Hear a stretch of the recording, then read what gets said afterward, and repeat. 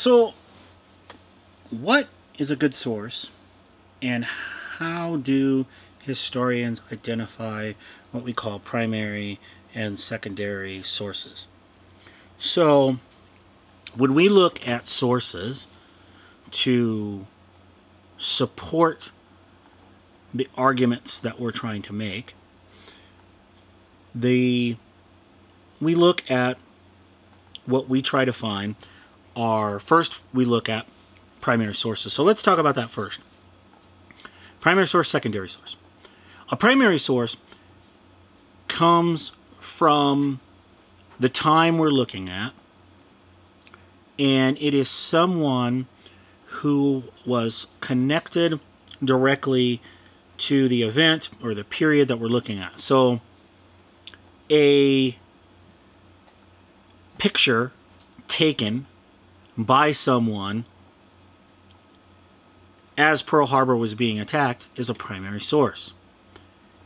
A letter written by someone, they were sitting at their table and they scribbled down what was happening at Pearl Harbor, or maybe they wrote it down like right after.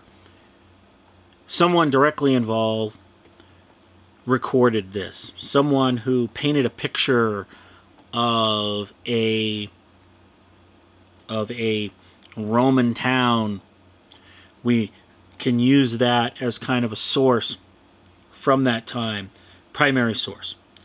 A secondary source is when someone comes along, often, as in the case of modern historians, they're coming along later after the event, or it could be shortly after the event. Say that person who was at Pearl Harbor went home and they told their experience to someone, and that someone then wrote it down. That second person who wrote it down, secondary, right? So for historians, we're often gathering these primary sources, these kind of first on the scene, if you will, sources, and gathering that information together. How do we know when a source is good? Well, when we're looking at primary sources, we are trying to understand the person who wrote it. Hopefully we can find other things that person wrote, or other things that person built or painted or created, or whatever the case may be, so that we can have a range to compare and to know. We can also look at other sources. If possible, we want to get sources from multiple perspectives. So for instance, if we're only looking at sources from European crusaders during the Crusades, and we're not looking at sources from the people of the region, we're not looking at Islamic sources from the region, we're not looking at sources of, say, perhaps Jews who lived in the region, we're not looking at the sources of people from as many perspectives as we can get, whether those be religious perspectives, cultural perspectives, the opposite sides of a conflict. The sources can be quite varied. Those can help us kind of narrow down, because here's the thing. Everyone has biases. Even when you try and write something, like you may go to a Wikipedia, and Wikipedia says they try and do things in a neutral tone of voice.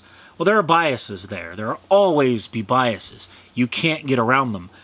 Even making a choice as simple as what you do put in or what you don't put in to a source, you may be showing some biases. You probably are.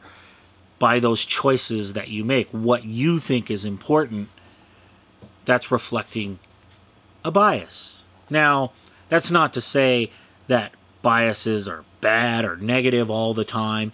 It's just saying that we need to be aware that these choices are being made. So there is no unbiased work, but we can understand biases, and if we can understand them, then we can hopefully navigate. So if we have multiple things for an author, we can say, oh, this author like really hated the Persians. Herodotus, I'm talking to you. And because this author really hated the Persians, maybe the things he says about the Persians that are unflattering, maybe they're a little exaggerated. Maybe the things that he says about his own people, the Greeks, maybe those are a little bit exaggerated in the favorable sense. But the more we can find, the more we can understand that. And when we can get sources from another perspective, then we can hopefully get other parts of the story and hopefully work towards a middle. Are we ever going to know? Not unless somebody invents a time machine. We're not going to know and be able to go back and actually ask people. And even if we did, can we be completely sure that if we went to the past, just like today, that are people going to be truthful with us? When they're writing something, are they being truthful with themselves? Are they being truthful with the people they're writing to? Are they leaving things out?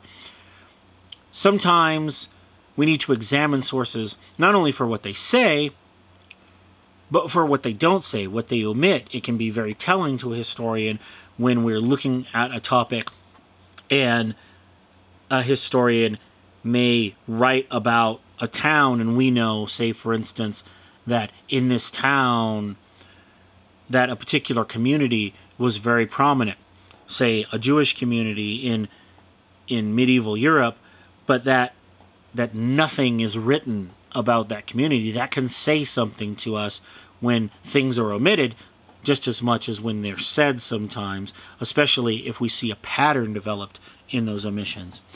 So we really dig deep into sources. We don't just necessarily read the surface of them and say, oh, well, so-and-so at such and such a time said that this happened, and we take them at their word. Old Herodotus, called the father of history by many, the Greek historian, is a perfect example of that. For a very long time, historians took Herodotus largely at his word, and when he said some things, and when he told us that, for instance, at the Battle of Thermopylae, that the 300 Greeks stood against 1,000,000 Persians, people were like, oh, wow, man, that's pretty impressive. And they didn't necessarily stop to think, well, wait a minute, was he kind of exaggerating a little bit?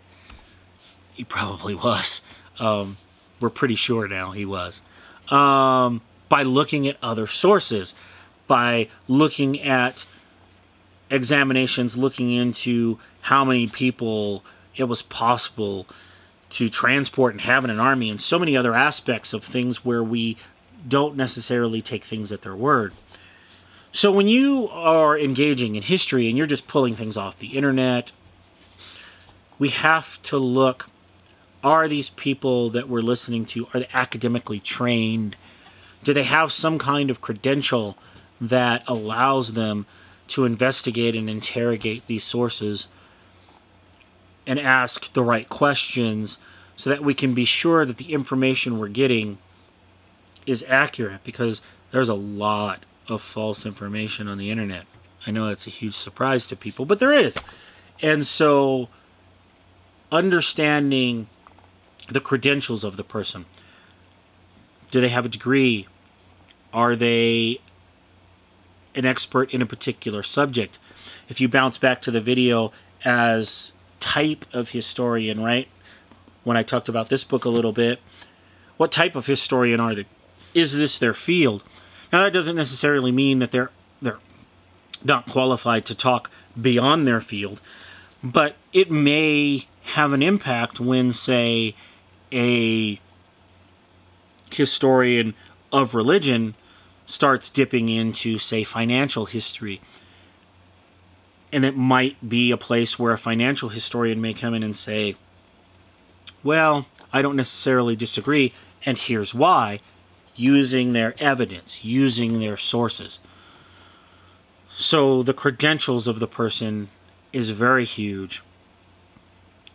And it's very important to understand where they're getting their information from. Are they looking at sources? And that's why a bibliography is important, to understand where they get their information from. This is why when you look at a text written by a historian, you have all of these footnotes or endnotes that tell you where they're getting this information from, so that other historians can go back and look at that information and review it.